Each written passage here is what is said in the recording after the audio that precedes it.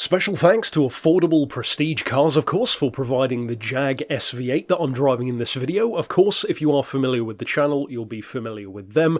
If you're located in the southwest of the UK in particular and are looking for a Jag, you might want to give them a look, or even if you're a little bit further afield, as they do, of course, deliver as well. So if you'd like to check out their current stock, click the link right below this video in the description.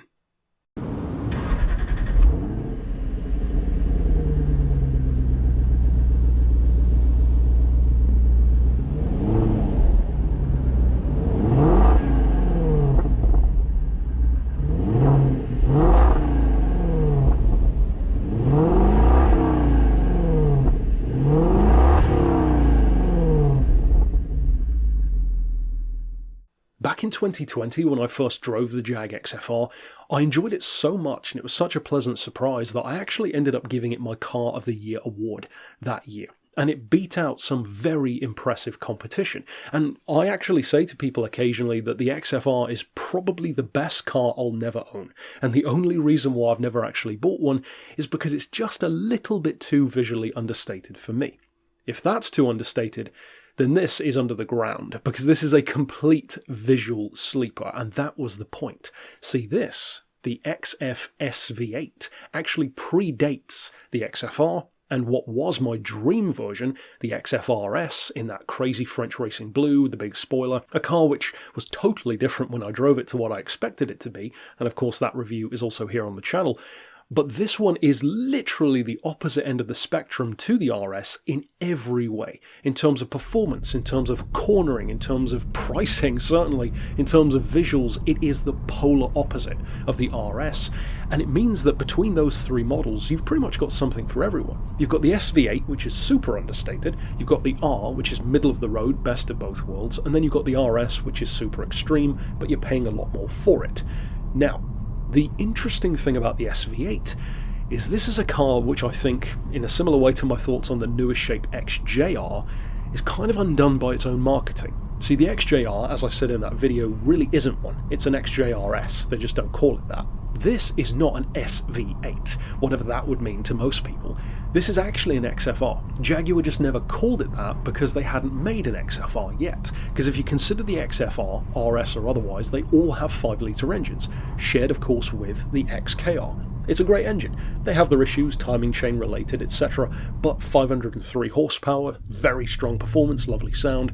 There was never a version of the XFR though to have the previous engine, the engine which my XKR had, the 4.2 Supercharged.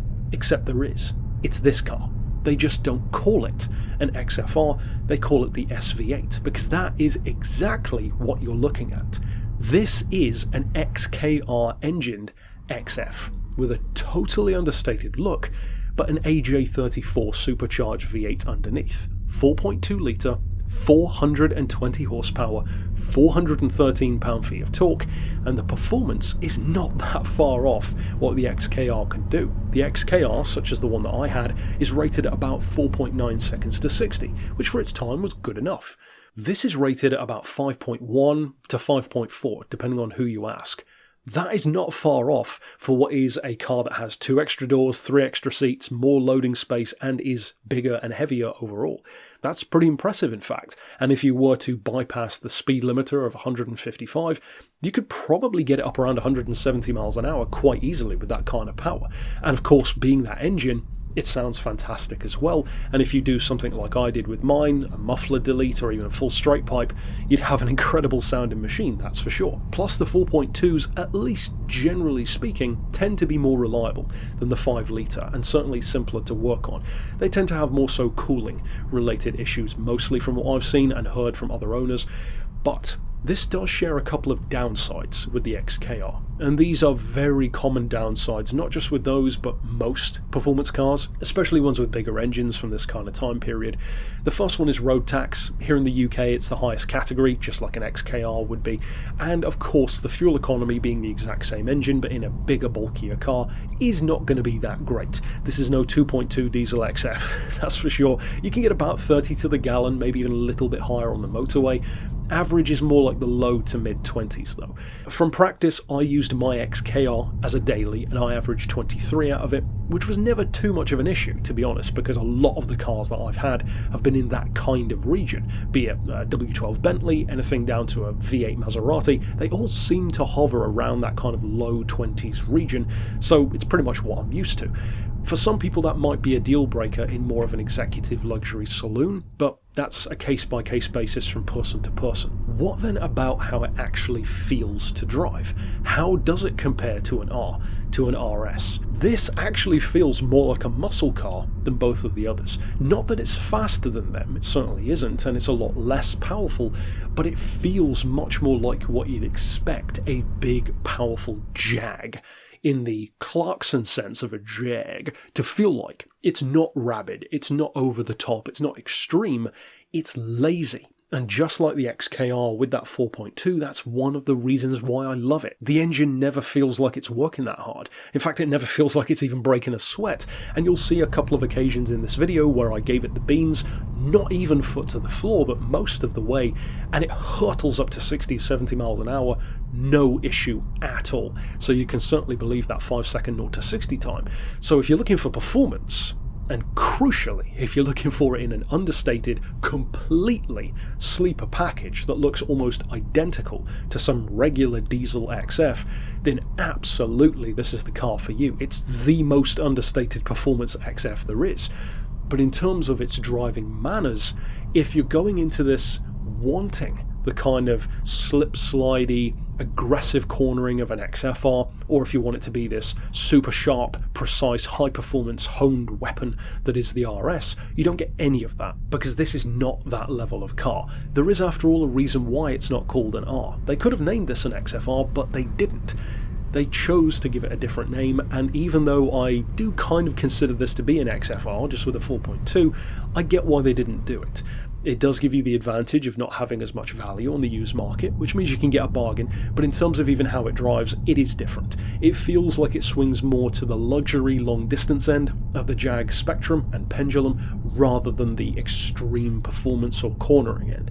Now, I'm sure with that kind of power and rear-wheel drive, you could definitely get the tail out, and the weight and the balance and the way it shifts its weight through corners is much like the XK, very conducive to having fun when you want to. The difference is that this car feels much more torque forward. So the XFR feels pretty well balanced between power and torque. The RS feels like it's all horsepower, doesn't really use the torque as much. This feels like it's the total opposite. All torque, doesn't really need the horsepower. Almost like the surge of torque of a diesel engine, but way more so, and with a much better soundtrack. And unlike a diesel engine, it doesn't peter out for top-end performance. Ultimately, the only issue, really, fundamentally with the SV8 is that they're not at the moment that much cheaper than XFRs. Sure, you could get a really high miler for 3, 4, 5 grand, and you could take the risk on it. But on the upper end of the spectrum with, say, 60, 70, 80,000 miles, which is about the lowest you're generally going to find, you're looking at 8, 9, 10 grand. So you can get an XFR for, what, 15, 16,000, in some cases less, but that's the kind of territory you're looking at, certainly for an earlier XFR. For a facelift, maybe closer to 20, and of course for an RS, more like 25 to 35, sometimes even higher. So the prices are spaced out, but between this and the XFR, they're not quite spaced out enough for me to say that this is categorically a better bargain. I do still believe that overall the XFR is the best performance version of the XF, for sure. This vehicle, spoiler alert, will not have my Car of the Year award, whereas the R version did. And the RS didn't either. This SV8, though, is the one for someone who wants two things in particular. One, you want a Jag that feels more like a muscle car than a sports car. This definitely falls more on that end of the spectrum. It's big, it's comfortable, you can feel its weight, you can feel its torque, and it feels lazy in the best ways, like an American muscle car, but a modern day interpretation of that. So of course I love it. Secondly, if you want a Jag which is performance oriented, for sure, but something that's very different, something that is a talking point, something that is special that you don't see around very much, and maybe you don't want or can't extend your pool of cash to include something as expensive as an RS, because the disparity in price between one of these and one of those is colossal. 10 times the price in many cases. So of course, if you fall into one of those two camps, you should definitely check out an SV8. I will say, without sugarcoating it at all, for the vast majority of XF fans, I don't think this is a car that you would need to have a goal of purchasing, because most of the things that you'll like about it, you'll probably like more in an XFR. It is very specialised, perhaps even to its own fault. But that's only a problem now. Back then it wasn't as much of an issue because the XF was a much newer thing, and this was before the XFR became the legend that we know it as now. So back then it made total sense. It's only these days that the car has kind of slipped between the performance cracks in the market, and much like, in my opinion, the XJ Super with the 500 horsepower V8 engine but no R badge, that allows these to slip into the more luxury muscle end with much lower prices. Just don't expect anyone to necessarily know what it is. If you're buying a Jag to show it off, it's probably not the car for you, because nobody would know what it is unless they know their Jags. If you're looking for a Jag that has great performance, a great sound, a lovely engine, but all of the existing space, comfort, etc. advantages of a normal XF, then absolutely you will love the SV8. Overall though, that's it for my thoughts on the XF SV8.